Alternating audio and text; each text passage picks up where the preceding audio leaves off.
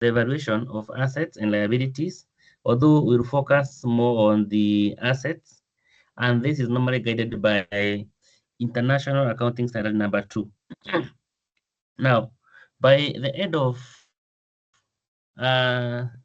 this learning, you'll be able to expect this. You're supposed to be able to explain the measurements and evaluation principles of inventories. You're supposed to distinguish between raw materials, work in progress, and finished goods. You're supposed to be able to apply the cost formula in valuing inventories. You're supposed to be able to prepare and interpret journal entry related to inventory valuation and recognition in financial statements. So some key definitions. So inventories. So these are the assets held for sale in the ordinary course of business, in the process of production for such sale, or in the form of material or supplies to be consumed in the production process or in the rendering of services. For example, if you look at the milling companies, the Joy Miller or any other, they have the various inventories. For example, maize is a raw material, but it's an inventory. Then we have the finished product, that is the packed uga. Again, that's a finished product. So we are going to look at the various types of inventory, but that's just a simple example. Then we have the cost of inventory. And the cost of the inventory refers to all the cost of purchase, cost of conversion, and other costs incurred in bringing the inventory to the present location and condition. Again, when you talk about the same setup with the manufacturing of uga, so we have the cost of the maize, that is the raw materials, and then converting those maize into uga and packing them, and even taking them to the location that they are supposed to be in. Then we have the net realizable value, and this is the estimated selling price in the ordinary course of business, less estimated cost of completion, and the estimated cost necessary to make the sale. So net realizable value, which is what is going to be realized when you remove the cost and even the logistic cost.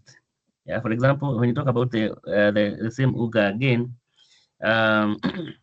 we have the selling price of the uga, but you need to remove all the costs that are associated to make that packet of uga the way it is. Then we have the cost formulas. As per I.AS number 2, there are two formulas which are recognized, which is first in, first out, and then we have the weighted average cost. Of course, there are other methods for valuation of assets, like we have the LIFO, last in, last out, and others. But the one which are recognized, or the one that are recommended by the International Financial Reporting Standards, these two. Then we have the write down. So this write down, this is the reduction in the carrying amount of inventory to the NRV when the cost exceeds the NRV. So we can have a situation when the cost is more than the selling price, and when this happens, we normally say we write down, and we look at the impairment of assets, where we saw that the asset cost exceeds the selling price. Although we looked at the various method of valuation of the impairment, but in this case, it's as simple as the cost. When the cost has exceeded the selling price, you need to write off the difference. We are going to see how to write off the difference in an example. Then we have the raw materials. So I said that we look at the various components of raw materials. So in the first one, we have all the various components of inventories. So we have the raw materials, and these are items purchased for use in production or manufacturing of finished goods. An example, we have timber, steel, flour, and fabric. Those are the raw materials. Although I don't think this flour will fit here. It should be made.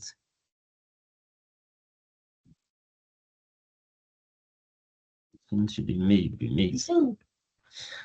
Although flour can also be used. If, for example, you are manufacturing or you are in a bakery industry, flour can also be used there.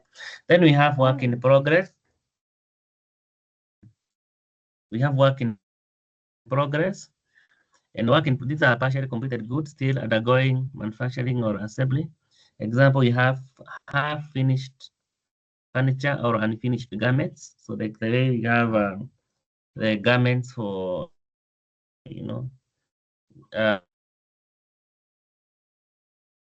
or unfinished furniture, which are still getting polished so that they can be used for various use. Then we have the and these are completed products ready for sale to customers. Example, we have the packed blade, assembled electronic, etc. Then we have the accounting for inventory. So how do we account for inventory? So now, as per the International Accounting Standard, we normally talk about something called initial recognition. How do we recognize the asset initially? Or how do we recognize inventory initially? So the inventory are recognized at cost when produced or when purchased or produced.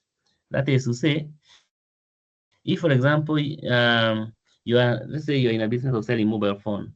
So you buy a mobile phone at 10,000. So you're going to record that mobile phone in your books as 10,000. That is what we call the initial recognition. And this 10,000 should include the cost of even bringing the mobile phone in your shop. Maybe there's some logistic cost, there's some import duties, all those costs that you include. The purchase price, which is 10,000, then you add all the other costs associated to bringing that inventory into your shop. So that's how you are going to record that asset. So, but we can also say inventory cost is equal to the cost of purchase. That is the initial cost. If, for example, it's a manufacturing concern, the initial cost of the inventory, then the cost of conversion, that is, you are now converting maize into flour, and then any other cost. For example, we may expect in a manufacturing company, we have costs like the fuel cost, that's the diesel or petrol. We have the machine learning cost, we have the electricity cost. All those costs, you include them so that you can get the cost of the inventory. So we have the cost of the inventory cost. We have talked about the cost of purchase, that is the initial purchase of the inventory. Then we have the conversion cost. So you add the labor. Remember, in the cost accounting, we talk about the direct labor cost. We also talk about the indirect labor cost. Then any other cost that is incurred in the production. Now, that first part is on the initial recognition. How do you recognize the asset initially? We have said this is the cost, and the cost include everything that is associated to make that particular product a complete product. If it is a packet of UGA, the cost is all the cost associated to make that packet of UGA. Then we have measurement after recognition. So there are some activities that normally take place after you have recognized the asset. For example, when you look at the impairment of the asset, we looked at what can make an asset being impaired or what can make an asset decline in its value. If, for example, it's a mobile phone, yeah, these days, mobile phone, they keep on changing the model. So you find that there are people who always like, the new version of the model, the new version of the mobile phone. So that means the older one, its value goes down. If, for example, you're talking about perishable goods, yeah, you brought some cabbages from, or maybe Mela from Embu to Nairobi, yeah, but for some reasons there are some challenges on the load, and you find that the Mela they are arriving at Nairobi not fresh. If they are fresh, the cost is different. And if now they have taken some time on the load, the cost is different. Or we have some medicine which are nearing expiry. For example, if you go to the supermarket, you find crazy offers. Please always be careful. Check on the expiry date of those crazy offers. You might, for example, go and find that a packet of UGA is going at, it's about to go at 170, but it's now being sold at 150. And it happened that you buy 5 or 10. Please check on the expiry date, because those offers in most cases, they are normally called forced offers. Forced offers, meaning the expiry of those products is very near. So after recognition, inventory are measured at the lower of cost and net realizable value. Then remember, we have said the cost. What is cost? The cost is anything that is associated in bringing the asset into completion, be it the initial purchase price, be it the direct cost, be it those taxes, all those are the cost. Then we have net realizable value, NRV. This NRV, we have said this is the selling price minus the cost that are necessary to bring that asset into sale. Any cost that you use to ensure that you sell that particular product, that's what we call the net realizable value.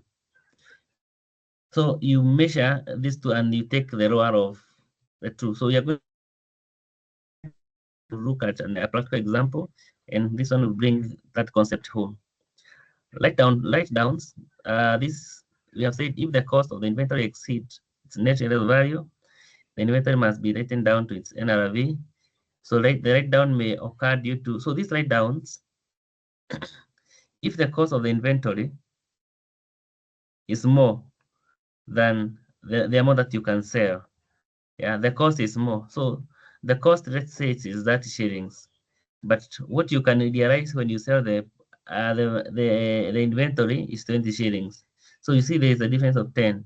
So that 10 is what you are calling the write down, or we are going to expense that because the cost is more than what you can realize when you sell the asset. So some of the causes of the write down or the cost exceeding net realizable value include: one, physical deterioration, for example, perishable good like food item or pharmaceuticals nearing expiry. So this is what I was just trying to say, that you may find that in some instances you are selling a good at a loss, yeah, because those goods, yeah, nearing expiry.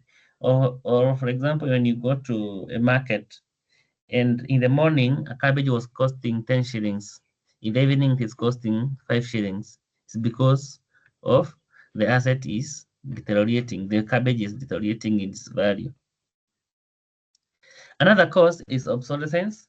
For example, the old models of phone or computer after a new version launch, price decline, a drop in electronic price after a new model is released. Any write down and reversal are recognized with the profit or loss. So if you do any write down, you normally pass an adjustment. So one goes to the P&L, that is the expense. One is the expense, and the other one is the inventory. So you are going to reduce the inventory by the write down. Now we have an example here.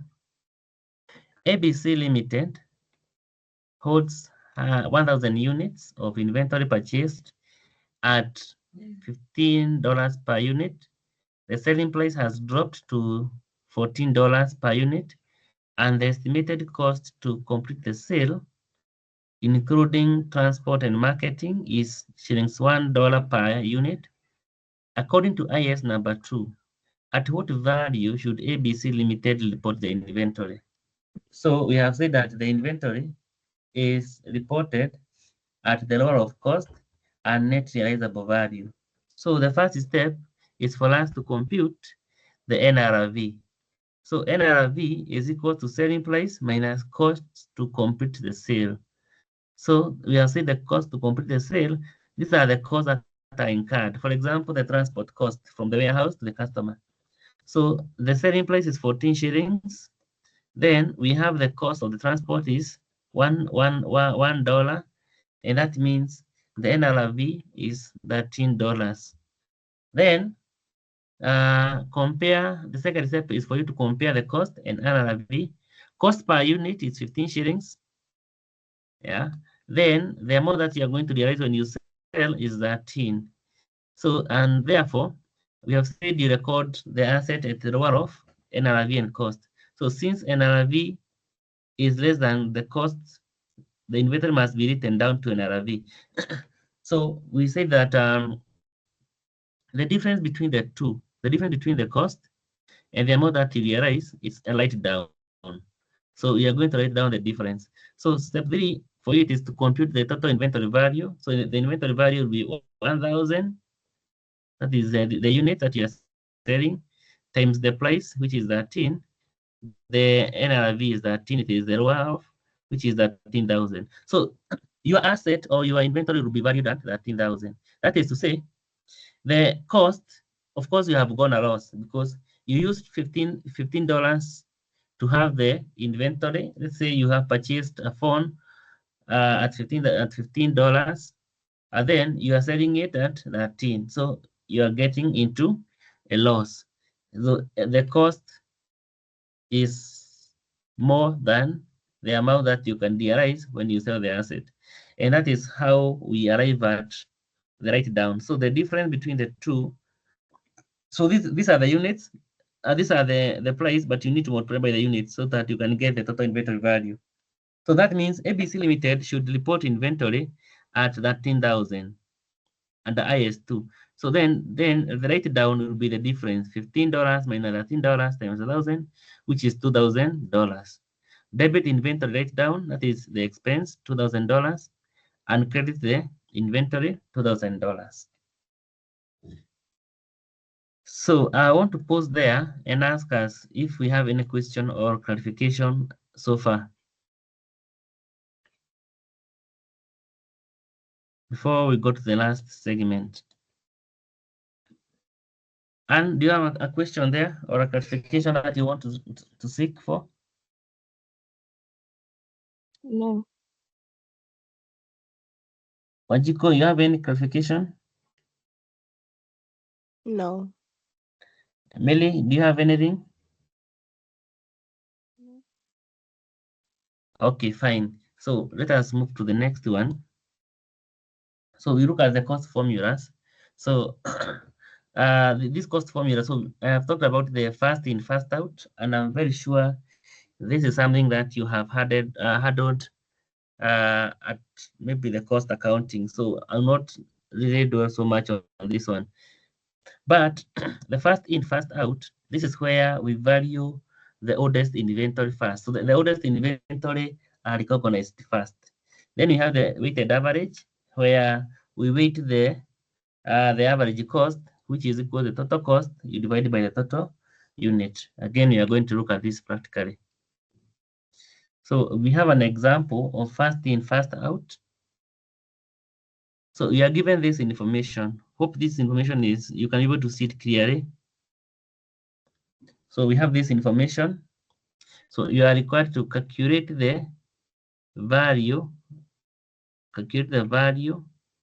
of material issued on May 10 and 25 using first in, first out to determine the value of closing inventory as at May 31st. So if you are given this kind of a question, so we have said that we are using first in, first out. First in, first out. So the goods which arrived first are the which are going to be sold first. So let us look at this one. So we have these dates here.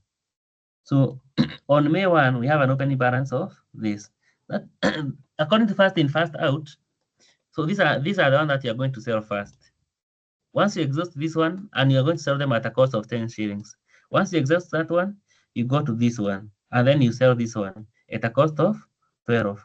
So here we have a case where we sold or we issued this. We issued inventory, we issued 150 inventory. So how are we going to value this? Can someone open the mic and tell me what will be the value of this from just simple illustration?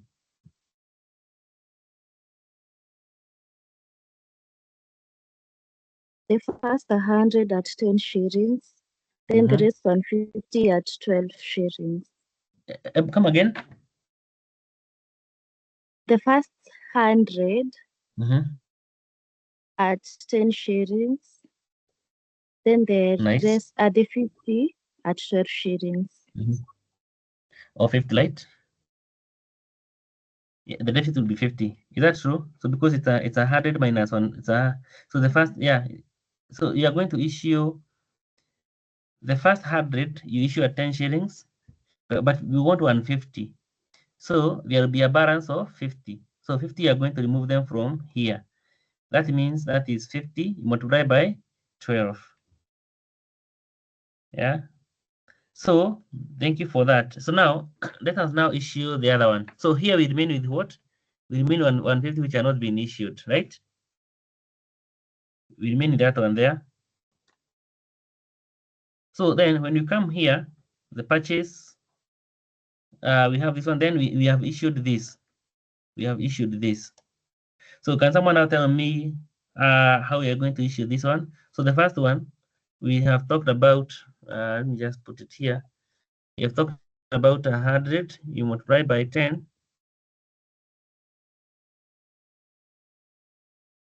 That's the first issue. Then plus 50, you multiply by 12, that's the second issue. Plus, so now the third issue will be what?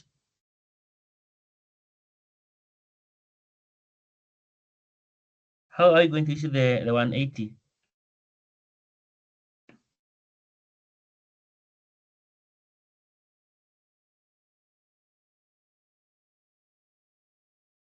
Maybe tell us, how are you going to issue that? How are you going to issue 180?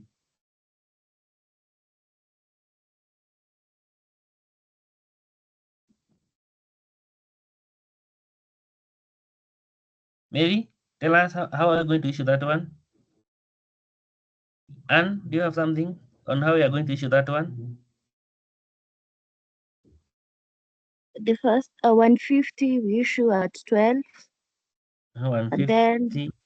the, We the issue rest at 12. 30, Yeah, the 30 rest is at 14. 30 at 14. Yes. Yeah. So that's how we are going to issue that. And then you just get the answer. So what will be the value of what will be the value of the inventory remaining? So we have answered the first question. This is the first one here. We have answered that one correctly. What will be the second one? What did you remain with? What have you not issued here? I.GACHIGO, what have you not issued here?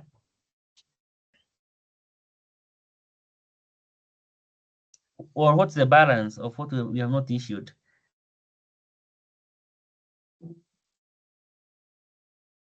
It's I.GACHIGO with us.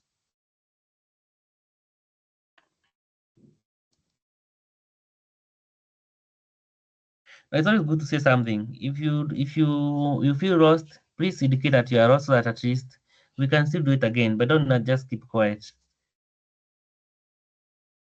I.GACHIGO, we are waiting for you. What is the value? What are the inventory that remain after you have issued all this? 100. No. Is it? No, it's not 100. 70 units. How much? 70. Yes, 70. So 70, what will be the value of this 70? You multiply by 14. Yeah, 70. The 70 are from here.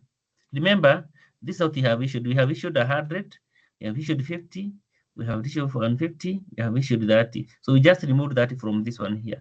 So what is remaining is 70. So 70 multiplied by 14. So and that is how you're supposed to work on that one. Yeah. So from this one, it's the same discussion that we have just discussed how you need to work on that one. So now the last one is the weighted average. So for the weighted average, what you need to do, you need to get the total. The formula for weighted average is that you need to get the total cost. You divide by the the total units, the total cost you divide by the total units. So first of all, you get the units. So these are the units here. The units are this one, add this one, sorry, add this one, add this one.